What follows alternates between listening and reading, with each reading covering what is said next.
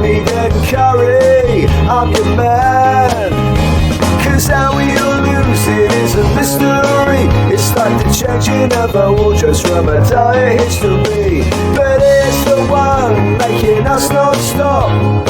50 kilograms is all we've got to drop. La la la la, la la la la la la la la.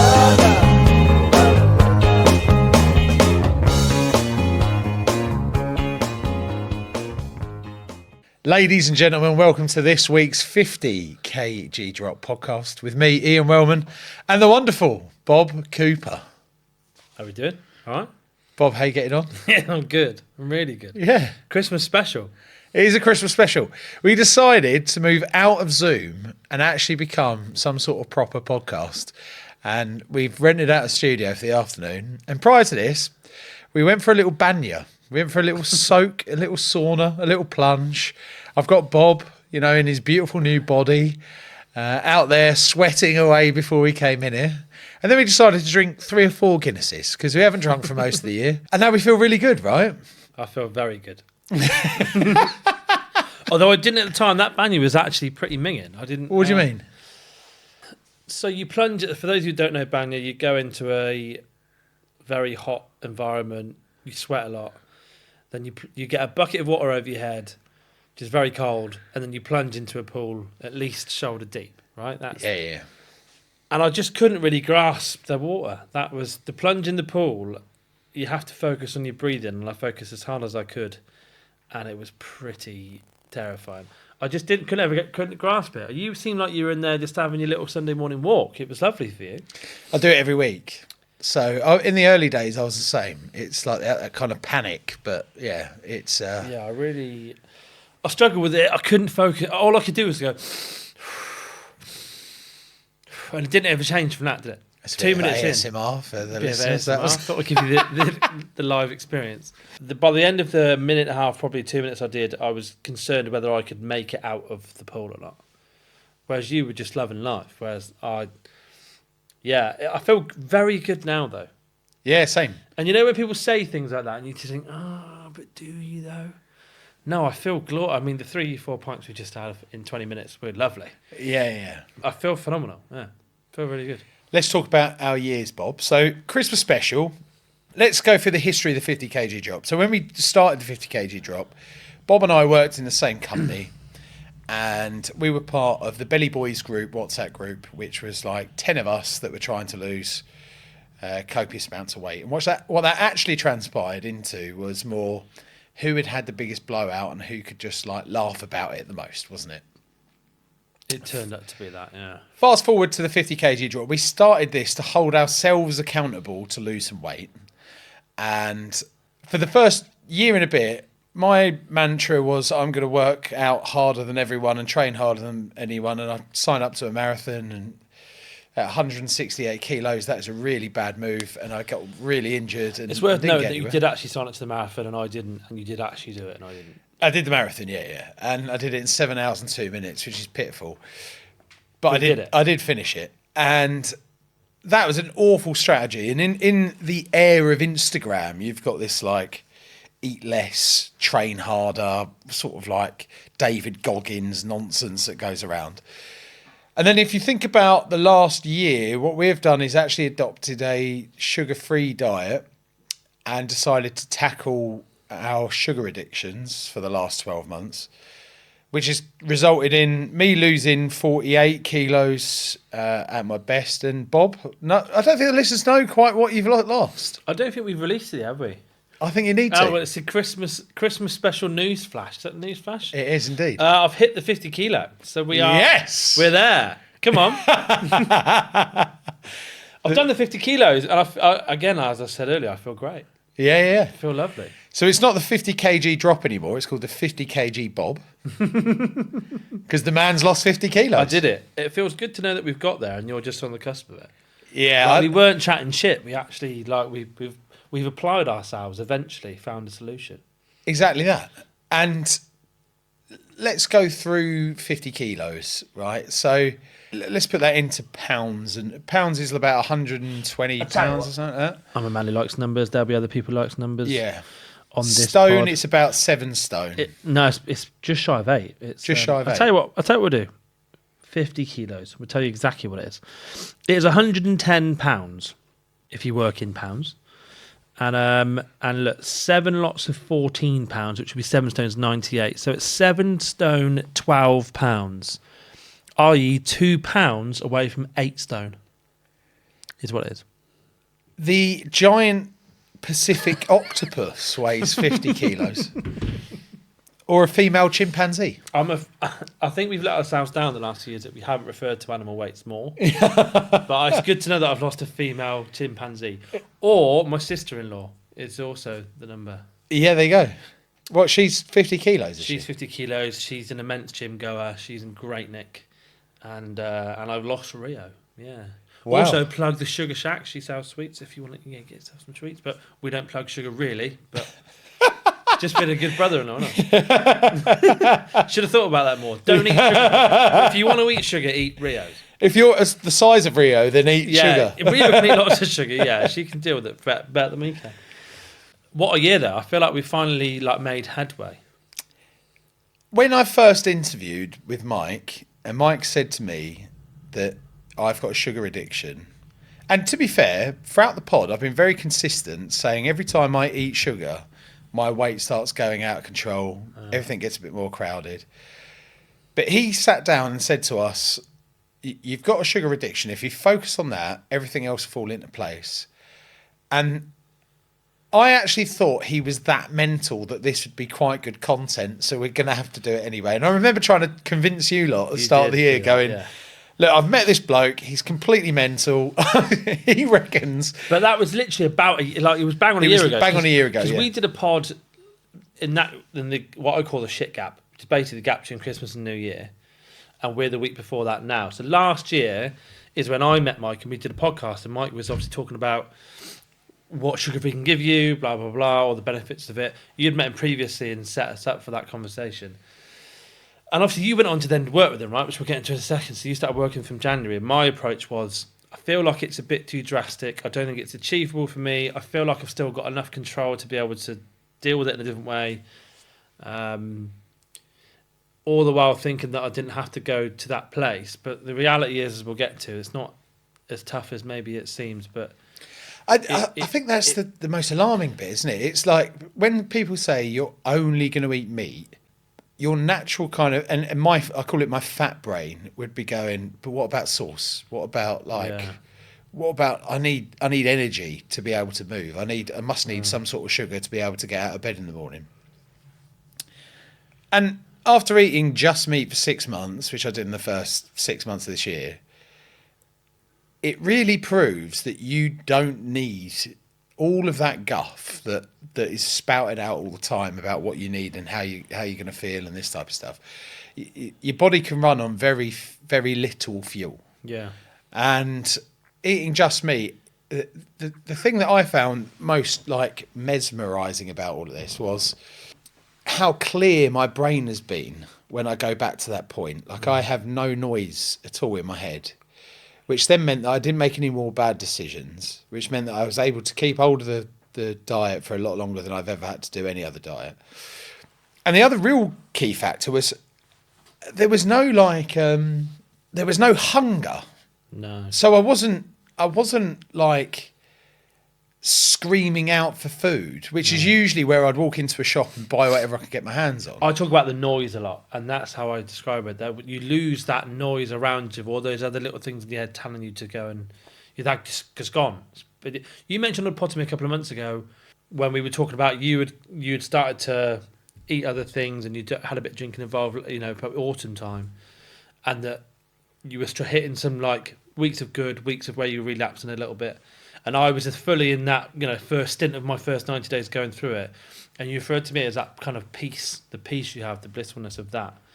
And it is like that. You just lose all those other little voices that have been there for me for 20 years. Yeah. And that also, them noises make it, the mental strain of dieting, this is why I really struggle with the Instagram stuff, because some PT with a six-pack that's never been fat before doesn't actually understand the mental fortitude that a fat person has when they're actually going through some sort of late weight loss. And I'm not saying their advice is wrong. I actually think that most of their advice is right. Yeah. But it's very easy to turn around and say, just work out 3 times a day. And you're like, when? When have I got the time to do that? And for this, I actually haven't worked out. For the first 6 months, I really didn't work out much. No. It was purely diet. It was purely like just getting myself into a routine. And then after that, it was plain sailing. And I couldn't quite understand the results. And to give you the listeners some figures, I was a 3XL top for most retailers. I'm now an XL. This is an XL jumper. I've got a lovely bit of room, if you can see here. Lovely. I was a 44 waist. This is a 38 waist pair of jeans. You in 38s now? 38s. That's the goal. 38's the dream. 38's the dream. 38's the dream for me because that's when you can, for most geezers, that's when you can go to a high street shop and get some clothes. And that overarching is a goal for me, is to be able to go to somewhere, a shopping centre, and if I like an item, I can probably buy it. This is something I wanted to talk to you about because there's a mindset to the fat person that is mental. I walked into Uniqlo after that 6 months and I went to my missus, they don't do XXL, we need to walk out. And she went, just try something. She went, I don't think you're that big anymore. And I was like, nah, it's mental. Can't have done that. Tried one jumper, ended up spending 400 quid because it all fit. Like it all fit. That must have felt good though. It felt amazing. That's the first time I'd shopped in a high street since I was probably 15 years old. Yeah. And in my mid-30s, that's a long old schlep. But even today, I went to M&S to buy a tuxedo for a company do that I had to do. And I looked at the items on the stuff and I went, oh no, there's no point. I'm gonna have to go back online. And she was like, stop doing this. Just put it on. Put it on. Yeah. And it was like, oh, that really fits. Yeah. Maybe I could go a size down. And size down still had the waist fit, which is amazing. I had the same experience. I had to buy a suit. I had to buy a suit about 4 weeks ago. And I'm also surprised at this, to be fair, because I thought I didn't want to spend a lot of money on a suit because I still feel like there's a lot more to go next year and I'm going to be smaller, right? So I don't think there's any point in spending a few hundred quid on a suit that realistically I might wear for this one occasion, and by the time I need another one 3 months' time, I'll be different size. What's the point, right? So I was happy to go budget with this suit. I went into Next and they didn't sell above a 46-inch jacket, which I thought was outrageous. Like 46 inches, I know I'm not the smallest still at that point. I'm probably 140 kilos. But there's loads of people that weight, surely. Like, I needed a 50 or a 52, depending on how I need to try it on. So I was quite away from that. I went to M&S, the biggest they had was 48, that they stock in their stores. So anything else. And then they say the line, which is, you can get bigger online. But that's the problem. I had an interview that was lined up for the next day. I needed something for the next day because the suit I had was a 56. And I tried it on, but because I'd lost 20, 30 odd kilos in the previous 3 months, I tried it on and it was drowning me. A single-breasted jacket had gone to double-breasted jacket. It was that much bigger. Yeah. So I was like, fuck, need a remedy, go to a shop. Oh no, I can't buy anything. But they do sell them online. That doesn't help me. So I then went to Moss and they stocked a 50 and a 50 fit me. But it was surprising that your standard retailers that you could get any sort of kind of budget type suit from an M&S or a Neck, perfectly fine for one interview. Didn't sell that in store, but they all were very quickly to tell me online. And that's the problem I've had for 15 odd years, is that a fat man gets to a point where all they can do is shop online and the shopping centres are out of action. And one of the things that used to break me was when I was a lot younger and I was still big, me and the lads used to go on weekends away a lot. So they all seemed to begin with B for some reason. I mean, either Bristol or Blackpool or Bournemouth or Bromley or Brighton. Didn't end up going to Bromley. But we'd go to these places and we'd go like at least once a month. We'd go on these weekends away and just get off our face. We were young, we were early 20s, right? But there'd always be times where like you'd wear something, you'd spill something down it and whatever. And the lads used to be able to just go to a shop at the time and buy another top to wear because something had happened, whatever. We were just idiots. But that would always never be the case for me, even at that age, where I could just think, well, if I've forgotten something or something's got messy because I spilled a pint down it or whatever, I can't just nip next door, buy a T-shirt or buy a shirt and come back because I'm an online purchaser. So everything has to be, I'll wait 24, 40 hours for something arrives. And that, I remember it so well from that age, which is why since then it's been a goal to go, I'd love to just be able to go and nip and get something in the very, very rare occasion, especially now I go a lot less frequently. But that stuck with me. And now, even just the fact that I could get a suit that day in Moss, that was new territory for me, which felt good, to be honest. Yeah, I find it so weird being in shops because it's honestly been years. I also have size 14 feet, so I can't buy shoes in shops. That's Still have that same problem. Mine are 13 generally. Yeah, I've never been able to. So Which is also really annoying. Because you go to America and everyone's like, oh, you get big shoes in America. You can if you want basketball shoes. Yes. So you can get basketball shoes in size 22. They're everywhere. And I've got no place wearing a basketball shoe. Absolutely not. I can't. No place. Right? Yeah. But you can get that. But trying to find what I would call normal trainers or other shoes, I also still struggled. I went there last year and I thought, I'm going to stock up here. Still couldn't. See, I didn't know you carried weight in your feet, right? There was a pair of loafers that I bought years ago that were 14 and I bought them from America. It took forever for them to turn up. Type of thing you'd wear summer, little disco party or whatever you want. Disco party. Looking a little bit naughty. Like the colours in here, to be fair. Yeah. They haven't fit me. I couldn't even get my foot into them. Yeah. Lost a load of weight, perfect. Fair. So I was doing the opposite. I had shoes that did fit me, like a white leather type plimsoll type shoe, and now they White don't. leather plimsoll? Well, they're a what make are they? What is that for some sort of... Well, just a standard white leather shoe. The kind of thing that Usher wears in his videos when he's wearing a suit, but he wants to wear a trainer. Just a white trainer, plain white. Oh. A fucking Arigatos. They're clean 90 Arigatos is what they are. So just white leather trainer. And now I've got a couple of pairs that I would have worn fairly religiously. And if I put them on now, they're a bit beaten, a bit stretched. But I can literally wiggle my feet in them. Like they're massive. Yeah. So I noticed it a couple of months ago. I took the boy out. We went for a run round local park for us. And then he's running off, and I was trying to chase him, but I couldn't because my feet are just coming out of these trainers every step because my feet had lost weight. Yeah. And that must sound mental to some people. No, hang on, your feet have lost weight. No, yeah, they have. Yeah. I can get into small. These shoes now would have been. I had a pair of these shoes a few years ago, and I used to have to take the insoles out to get in them, whereas these are new and they're fine. Mad, isn't it? Which is wild. It actually is mental. It shows you the levels you get to. I remember when I went to a PT when I lived in London, this is 6 years ago. He misheard me. He got the wrong end of the stick and thought it was hilarious. But what he was basically saying was, what's your goal? And I said, I'd like to be able to, like, one of the goals was I'd like to be able to, like, see my Achilles heel properly. And he laughed and thought, oh, you want chiseled feet? So I want chiseled feet. But when a fat person's ankle goes from a calf to an ankle and it's just chubby at the bottom, I was like, I don't want that because normal-sized human beings have, an accentuated Achilles heel. It's just standard how an ankle should look. But when you get to a certain size, you don't, which obviously plays into your feet do grow like your feet get bigger. Yeah. So he thought I wanted chiseled feet. So no, I just want enough fat removed so I look like I have a normal ankle again. I think that could be the great title for this pod, like... Bob's Achilles heel. My Achilles heel. Yeah, which is sugar, as it turns out. Sexy Achilles heels. They're coming back as well, which is quite nice. My legs are looking decent at the minute. Yeah. Underneath a big man, he's a great set. It's a great set of pins. Great set of pins. Yeah. I've been getting into fitness properly again, and when I've trained for the marathon when I was 168 kilos, I couldn't complete a 5k without stopping. Which is pretty stupid if you've then got to run another 50k, right? But I've been getting into it recently, and I've been running 5k's on a treadmill, non-stop, and I'm doing them around about 27, 26 minutes, something like that. Yeah, which by the way, it's mental because I haven't run a 5k. I'm not sure if I ever run 5k. Get on the treadmill, you can do it. I don't think I can. You 1,000,000% can. When you you've got to get past that 5 first minutes. And then you're off.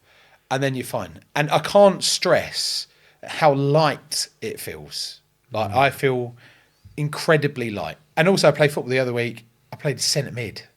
Did you? There is no place for me playing centre mid. What sort of role are you doing? Box to box. Oh, are you? Yeah. Yeah, Lampard. Scored a hat-trick. Did you? Scored a hat-trick. Oh, fuck me, right. Yeah. I was overlapping the striker. Little 1-2s. Because I can run now. which is mental. Yeah. And look, I always knew that I was like naturally brilliant at football. Box to box was just a given. Do you know what I mean? This is all just part of maybe the Guinness talking. I honestly think my advice would be to the bigger chaps not to try and do a load of working out from day one. I think that's mental. Just get the diet right, get a load of the initial weight off, because you can lose. I think I lost 20 kilos in the first month. Yeah. You can get a big whack off and then start worrying about exercise when you're lighter. Because when you're doing it at the bigger size, you just end up getting injuries. The marathon, both my hips are still gone from that. Yeah. It's much easier to run now because I'm not as heavy. But I had injuries like that for years. I had sciatica that came off the back of it. I just think I don't know what the percentage is, but they say isn't it like 70% or 80% of weight loss is diet. Yeah. People get. I think it's even more than that. People get fixated on the eat less, move more type. But if you're in the big categories like we were, I think it's worry about diet first. Get all of that stuff out your head. Get into the comfortable bits, then you can start moving again. And once you start moving again, then you're cooking after that. Because also dieting doesn't have to be that complicated. That is the beauty of what we've done with the no sugar piece that we'll no doubt explain shortly. But it's so simple. Yeah. But it's a lot easier than it sounds. Well, let's break it down. So we've started a website called www.getmesugar-free.com, and we really don't want to be in the world of telling you how to lose weight, but instead we're going to use that website to tell you how we lose weight, and also lose weight with anyone that wants to come along the journey with us. Yeah. I think that's the most important part, because I found it incredibly frustrating dealing with an ex-military six-packed PT telling me how to lose weight, there was one bloke who said to me, why don't you just, carry 50 kilos and then you'll lose 50 kilos. So just lift a human every day. And when you go to work, you'll lose some weight. And I'm sitting there thinking, imagine turning up to the office just like dripping in sweat. So anyway, I don't want to get into that world. I really don't. And I really don't want to be in the kind of Instagram magic pill nonsense.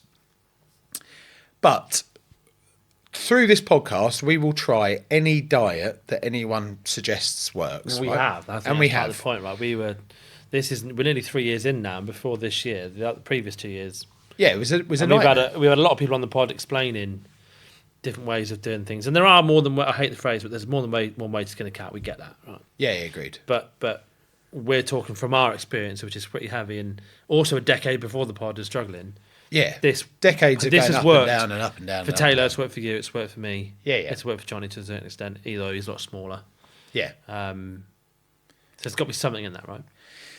If I think back to calories, if we talk about calories and calories in, calories out, 2,200 calories a day we did with Brian O'Keefe, and it definitely worked. We lost weight. Yeah. But I felt on that diet, every single second of every single day, I was thinking about dieting. I was also thinking about how I can put chocolate into the 2,200 calories or sweets or something that would give me that little buzz. Mm. And then eventually the wheels fell off and it all started going horribly wrong. With this, I haven't counted a calorie all year.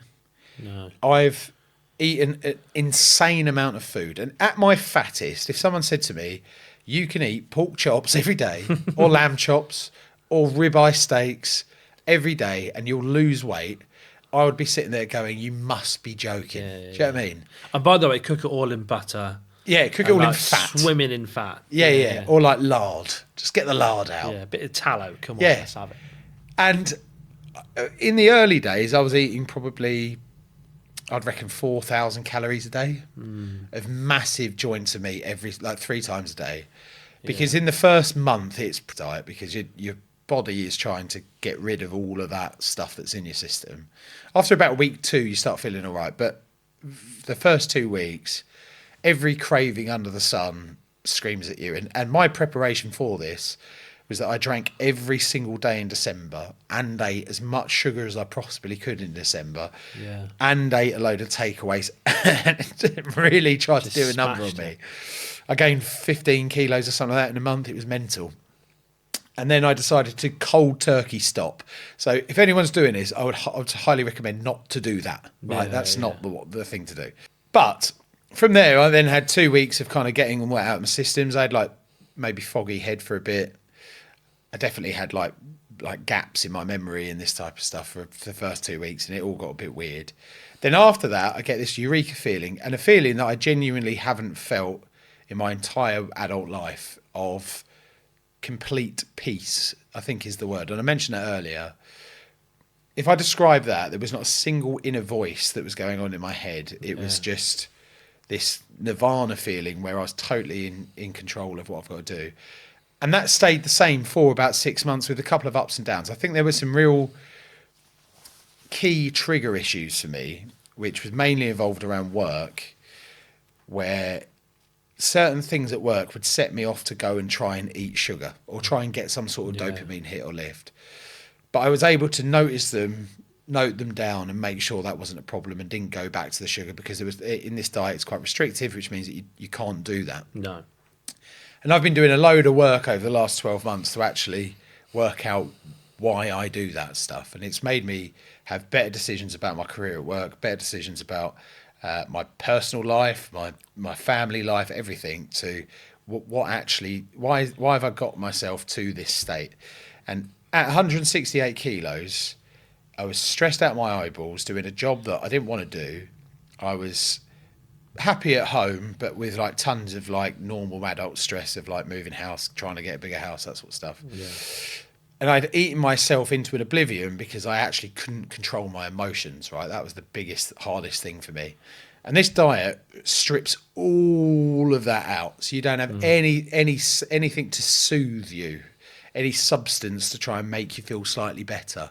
And it's you and your thoughts. And if you can get that bit right, that's when you're actually going to do some sustainable stuff. And this year I'm looking at getting back on the diet, and I'm buzzing after December to get back into that state. Yeah.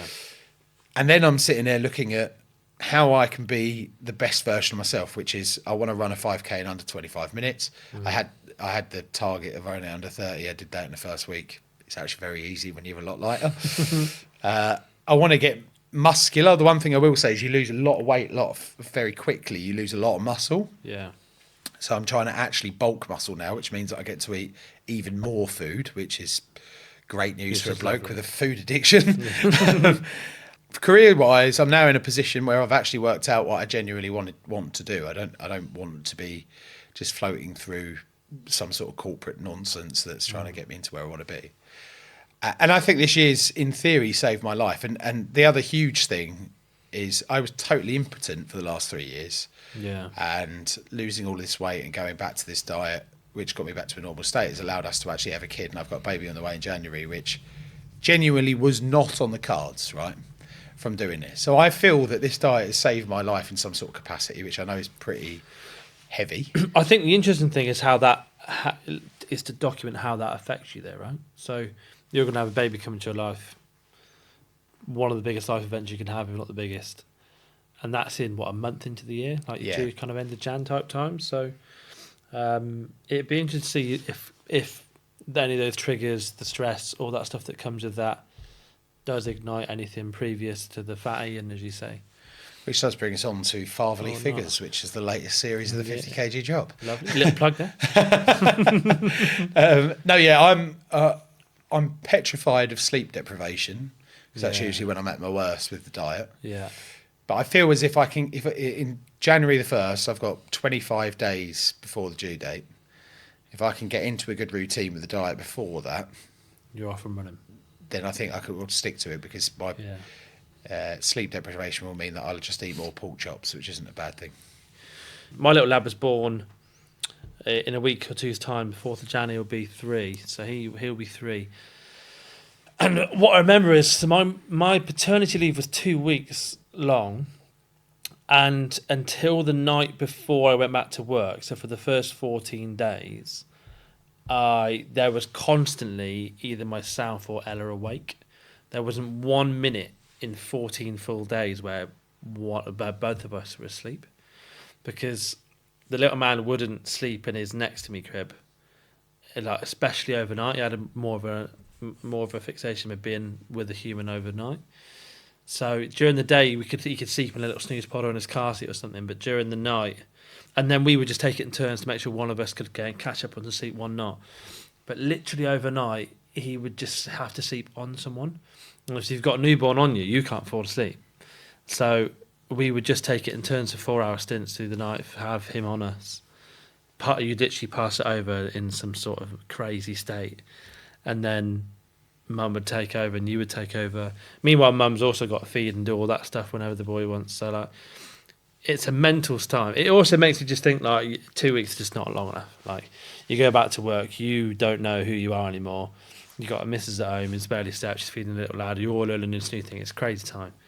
But yeah, the sleep deprivation thing, it's pretty wild. What I would say is like we were lucky with family giving us like tray bakes and stuff. Some family would come over, it's like literally there's some veg, there's some chicken, there's whatever. Stick that in an oven, 60 minutes later you got something made.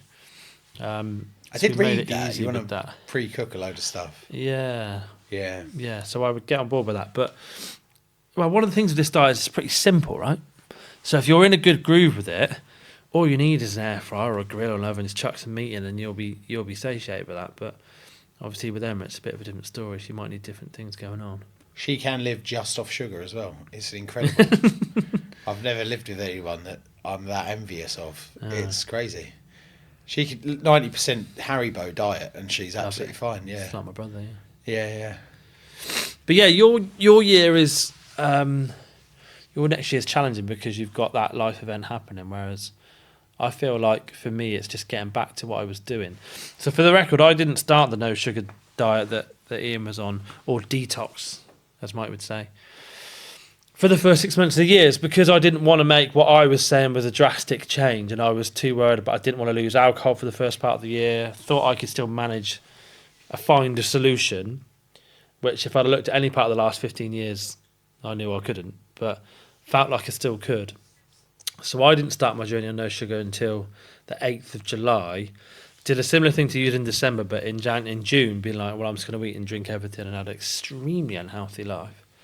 And then got to my physical peak of 184 kilos, which was wildly past what I thought I was. And also still can't really believe I got there, to be honest. But there's one photo of you that I couldn't recognise you. Yeah. I'm a big man. Yeah. And now we're releasing this pod, we can put up a little before and after of what I was like. But I must admit, I started this because I felt like I didn't have another option. It got to a point where I was like, this is colossal now. I need to really try and change something. But if I'd have known or even listened properly to what you were saying before, saying you get the mental clarity and you kind of get into a groove, and realised how that is true, and you get that peace and you do just get on a bit of a roll with it, I probably should just have done it sooner.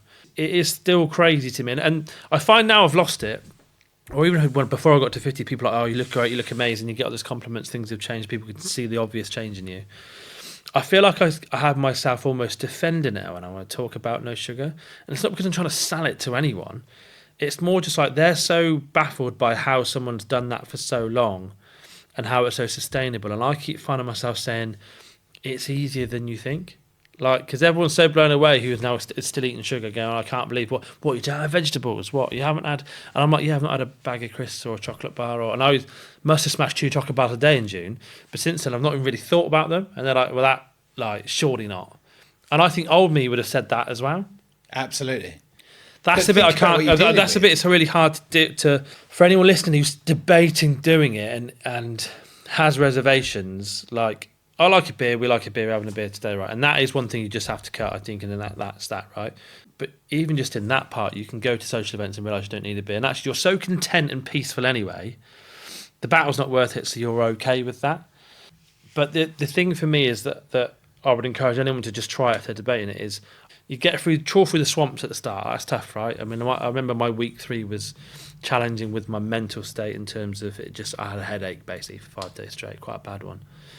But got through that, and then it's honestly felt like plain sailing ever since, until I hit the 50 kilos a week or so ago.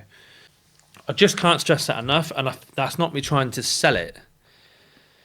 You do just go to this weird place. And one thing I would say, though, is and I don't know if this is because my mindset. Like, if I look back classically of any of my diets I've done, like I would do a lot like go to like M&S or somewhere and do the whole two can dine for a tenner on like stir fries. So you get like your meat, your stir fry veg, and then a sauce or something or whatever it is. But I could do that for 3 months, like, and just be like, I'll have half of it because it serves 2, so I'll have half of it for lunch, half for dinner. And like, I can deal with that monotony of the same type of meals, just like change the sauce up or like do prawns, not chicken, whatever. So I can kind of do that with my mindset, but that's when I was still eating sugar as well, and that's when I was in that one of the many diets I've tried. But what I would say with doing the no sugar, so I've literally had, to be clear, not even cheese, have I? So, because I'm not a cheese fan, so I've literally had meat from the butchers, salt, butter, eggs. That's it. But you get to a point where, I certainly got to a point where I just wasn't bothered about what was put in. Some days, if I didn't work out, I didn't feel like I was even hungry, and just kind of ate because I feel like I needed to. But I don't know whether there's a part of me that's made it easier for me because I don't have that brain that like, I can't eat another chicken breast, whereas I could eat 2 chicken breasts a night, and I've done it for literally weeks. My missus is like, I can't believe you're doing that again. But I'm like, yes, sound, but salty, buttery chicken. Yeah, I get that a lot. Like, how can you eat the same? But I don't know if that's because of how my mindset is just generally. I'm just lucky that it was a bit easier. Think about what you're battling, right? Every single food company has been pumping out M&S food. Like all of these wonderful marketing adverts of a gatto that looks absolutely sensational. Yeah, no one's putting an advert out from a butcher's going, this is an incredible pork chop. Yeah. Do you know what I mean? Yeah. So that's one thing that you're battling. The other bit is TikTok. When I started the 50 kg drop Instagram, which is about weight loss, all of the target marketing was pizza companies. Everything you do is telling you to go and eat this beautiful stuff. Yeah. The tobacco companies, when tobacco started becoming unpopular, bought all the food companies. They hired a ton of food scientists that have actually then tried to get us addicted to food, right? If you look at cereals as the number one thing for this, there was loads of stuff in there like MSG and this type of stuff, which gets you addicted to that product. So you think about that product all the time. And you've been eating that since you were a kid. So this is like cigarettes. You started as an adult. Or like maybe teens, like teens. I did. This is stuff that you've been fighting since you were like 4 or 5 years old. So it's just every single person that goes to me, I couldn't do that. I need my 11s, or I need my little lift me up after lunch and lift this sort of stuff. Or I need my coffee. Coffee's the other thing we gave up as well. But it's because it's so ingrained. And also, think how normal that is. Every time you turn the telly on, it's telling you to eat something like this. Every time you open your phone, it says the same thing. You get on a bus, the advertisement's saying all of this. Yeah. No one's advertising a pork chop. No one's. No. Prime butter and a ribeye. So that's where I see it's all from. And I think that we're being sold by these companies to sell what they want to sell, and the body doesn't need that. And I think, yes, there is a lift you get from eating sugar. By all means, you get some sort of dopamine hit, and that then becomes a bit of a soother. Being part of Mike's community, there was a lady in there that lost a couple of her own children, and she'd said that sugar saved her life. She'd eaten through the pain, and that's how she got so big, and now she's trying to fight the sugar addiction.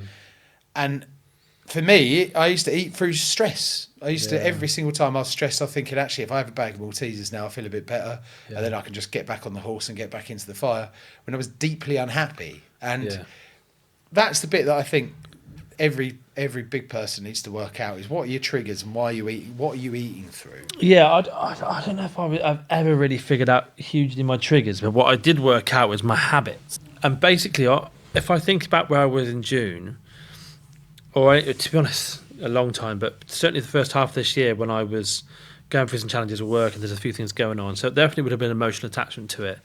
One of the big glaring obviously things to me was I couldn't really go past a petrol station and get fuel without getting something to like reward me for putting diesel. I remember that on the pod. Even you waiting for a bus, wasn't it? So when I was working in London, there's a petrol station opposite the coach stop. So I'm waiting for the coach and there's a petrol station there. So I'll be in there. And when you go to a petrol station, there's usually a 2 for something in there. Like you'll get yourself a double decker. There is not a single thing in that petrol station that's edible, really. No, There isn't ultra processed. Yeah.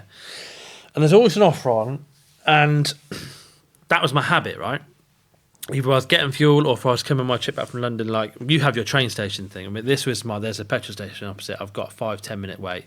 How can I fill that time? I also know I've got a journey where I'm probably going to be home for 2 hours. I want to fill that time because it'll be 9 o'clock when I get home. Blah, blah, blah, right?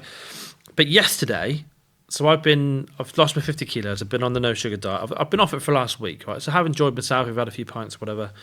But yesterday I filled up fuel and I left the petrol station. Bearing in mind, I'm now surrounded by all the things I've spent 6 months not being able to have. And previously, all the things I spent 6 months or plus having lots of. And I got in my car, I drove home, and I was like, I didn't get a chocolate bar. And I've spent the last 6 months thinking, I wonder if I go back to that old mindset of having a chocolate bar. And don't get me wrong, the last week I've had some chocolate, right? But old me would have not debated getting a chocolate bar. It'd have been, do I get the offer of 2 or do I want something else? Or fuck it, just get 3. Or like that Galaxy family bar. They had a family bar. This is genuine truth, right? So about 3 weeks ago, the same post station I was in yesterday, BP, they had a chocolate. It's about this size, like the size of an A4 piece of paper, an Aero Mint. Wow. And it's for £5. And I thought, I'm getting that next week. Like as soon as I hit it over Christmas, I'm getting that. And I saw it yesterday. And it didn't even like register. I remember seeing it, but then I was thinking about what petrol pump I am, and then he served me, and that was that. And I didn't even get any chocolate, let alone get that thing, which I'd almost basically lined up as something that I wanted to get because I thought I could. But what's amazing me is that I now can do that, and I thought I would just go straight back into almost just habit of, or even more so, like just be the gluttonous pig of, I can get all of it now. So like, how many chocolate bars can I eat? Because I'm giving myself a couple of weeks to eat the chocolate. But I got in the car and it didn't even register that I didn't even think about it until I got in the car. I thought, I've just been to a petrol station. Because the last week or so since I've been off it, after the 50 kids, I don't think I've had to shop for fuel because I've got a train up north and I've been up north for a few days and come back. Then I went on the piss down here. And that definitely was a thing for me. And I genuinely didn't even... I was in the actual petrol station with these big aero bars and all the other bits, but I didn't get anything. I got a bit burnt out towards the end of the year with work and the old habits crept back in, but I managed to check myself and go, yeah, you know what you're doing here. I lost my head for 2 days, but I also was about 10 pints in. But if I'd have thought of that, I would have said, yeah, treat yourself to something, and I would have got something. It wasn't like I was trying to not. I just didn't think about it. But like that genuinely blows my mind a bit because I was like guaranteed to get at least 1 or 2 chocolate bars before I started the diet. And now I've done it. It's like weird. And that comes on nicely as we're coming towards the end to what we're looking to do next year. So I don't think I can diet without other people. I like the community of it all. I like other people being in the same situation and talking through the habits. The website we've created, www.getmesugar-free.com. You can read my entire story of all the addictions I've had over the years, cigarettes, alcohol, various other things, and why I think dieting is exactly about getting your habits in check and getting your mind in check. So if you want to lose weight with us and you want to come on board to our community, work with us on a day-to-day basis to try and change your habits, your fortunes, everything, and take some advice from us, we're doing a program in January, which is a 30-day no sugar trial. And that's what saved me and Bob and got our weight off from last year. We're going to be doing it with you. We'll be giving you coaching, exactly the same coaching as we had, and then guiding you through that first 30 days. And if you want to carry on from that point, then please do. I don't think dry January is enough. I've done dry January 100 times, and I actually replaced alcohol with sugar, which then meant I put on weight. Yeah, but and I don't think that's the right route. I think no sugar, no flour, no caffeine, no alcohol is a really good challenge for 30 days. And if you do that, I guarantee you will feel exponentially better than you did in December, because December is the dirty season. And it makes you, even though it's great to socialise with everyone, I really am not an advocate for going sober. I believe there's a place for alcohol in society. I do think that weight loss is a community thing, and I think getting around a community that's trying to lose weight with you is the hardest bit to find, because again, when you go back home and like me, I've got a wife that can eat whatever she wants and doesn't gain weight. She can't work out why I'm eating just pork chops for a week. Or talking to everyone else who's got all of these other habits and other things that they're trying to soothe through various different eating habits. It's really difficult to actually change your habits in normal society, as well as all the market that we discussed before. So if you want to join us, it only costs 50 quid. If you go on our website, I think there's a discount this week. On there, just sign up, pay for a course. We'll add you to a WhatsApp group. We'll give you a program, a plan, a full no sugar guide. And you can text us and talk to us at any point throughout the. I think the key is bouncing off of us, right? Like, I quite literally, yeah. Yeah, nice. I started the no sugar thing 6 months after you, and obviously it's worked for me. But I needed to see you. I didn't need to, but it turns out seeing it work for you made it easier for me to palate, because we had the same opportunity to start at the start of the year and I didn't, because I thought I could do better, get some consistency done, whatever other excuse I had in my mind, and also just because I didn't commit to it. I was forced into having to do it in my head because I got so big, and I'm almost glad that I got there now, because it's now got me what I think is going to be a long-term solution for the rest of my life. I'll have periods where I come off it like I am at the moment, but I feel like it's a genuine solution. But the thing I'm trying to point out here is, if I didn't have you doing that for those first 6 months and me seeing the results and you talking about your clarity and your headspace and your sleep improving and all that stuff, if you didn't do that, I don't think my solution when I got to the biggest I ever was in July wouldn't have been this, right? It would have been something different, probably tried and failed and blah, blah, blah. And who knows where I'd be now? I think the point is having someone else having gone through it, because you do get to a point where someone says to you, or if you want to join us on it, we'll say, it's meat, it's eggs, a bit of cheese if you want, and you just cook things and make sure you have a bit of salt on your food. Like, you don't even have black pepper. Yes, you don't have veg. You know, you do, like, it is odd. Like, the first few plates of food I cooked, those first few lunches and dinners, I'm taking a picture of, like, just loads of meat on a plate, and just be like, and there's quite a lot of it. There was a lot of it. Loads of it, and yeah. like saying, like, is this really what I should be eating? And you're like, yeah. Yeah, it is. Eating and I do think chicken. Like you're gonna, yeah, it's like, this is wild, and I'm smashing 2 12-ounce steaks just on a plate with salt on. Yeah. And so I do think there's such a peculiarity to it, and it would have been more likely so different to what you've done before. I do think there's something to be said for, you kind of need to bounce off just that little hesitation, like, surely this can't be right. It is, stick with it. Then you might have your headaches and a bit of your challenges. Having someone to bounce off, and also having the example that I had and a WhatsApp community of people that are all on board with it, does make a difference. Because if I didn't have any examples or anyone to bounce off and just check, like, is this normal? I'm not sure I would have done it, and I wouldn't be where I am and now so confident I can go into next year and lose even more weight. Yeah, it's that what happens next. Because it is odd at the start. Like, it is odd. And everyone around you that isn't used to it, like even people to now, even though I lost 50 kilos, can't grasp I haven't had a vegetable for that time, and still think that's weird. But I didn't get spotty. I didn't get this. I didn't lack any nutrients. I got it all from the red meat and the butter and the fats you have or whatever. And I've put salt in for sodium. So yeah, I am. I've actually felt better than I've felt in years. I don't have any aches and pains. My sleep's better. Like, the headache stuff is like, I've got to go to I remember going to the doctors, and the first thing the doctor said to me was, "You probably just want to eat some sugar." And Mike was there going, mental. "Do not do that." No. And then 2 days later, I've never felt better. And that's the bit that you need to help and coach him through. Yeah. And we really don't want to turn a profit on this stuff. What we want to do is help loads of people that were stuck exactly the same as us. Hence why it's only 50 quid. We want to get it kind of covering our time and places like this that we can give you more content, because this is lovely. Yeah. So we can pay for podcast studios. But away from that, look, hope as many of you join as possible. It doesn't matter who you are. Let's make sure to have a smashing Christmas in the meantime, by the way. Yeah. See you all soon. We'll see you in 26.